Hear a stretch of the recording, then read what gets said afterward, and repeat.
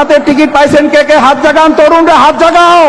জান্নাতের টিকিট পাইছেন কে কে হাত জাগান, তরুণরা হাত জাগাও। বাটফার কারে কয় চিন্তা কর। কাউকে জান্নাতি জাহান্নামী বলবো না, কেউ যদি বলে সে চরম অপরাধ করলো, চরম অপরাধ করলো, ঈমান ভঙ্গ হইতে পারে। কি করে জানলে? আত্তালাল গায়ব, আল্লাহ বলছে কোরআনে কারিমে, তুমি গায়বকে কি উঁকি মেরে দেখেছো? জান্নাত দেখে নিয়েছো, জান্নাতি দেখে নিয়েছো, জাহান্নামী দেখে নিয়েছো? না, কখনো না। কোনো মানুষকে নির্দিষ্ট করে জান্নাতি বা জাহান্নামী বলার কোনো সুযোগ নেই। কে জান্নাতি কে জাহান্নামী এটা একমাত্র আল্লাহ তাআলা ভালো জানেন। যিনি এই মুহূর্তে জাহান্নামী মনে হচ্ছে তিনি মৃত্যুর আগে জান্নাতি হয়ে যেতে পারেন। অতএব আমি কাউকে জান্নাতি বা জাহান্নামী বলে ফিক্সড করার সুযোগ আমাদের নেই। কোন মানুষের জাহান্নামীও বলা যাবে না, কোন মানুষকে জান্নাতীও বলা যাবে না। জান্নাত জাহান্নাম আমার আপনার না, জান্নাত জাহান্নামের মালিক কে? আল্লাহ সুবহানাহু ওয়া তাআলা।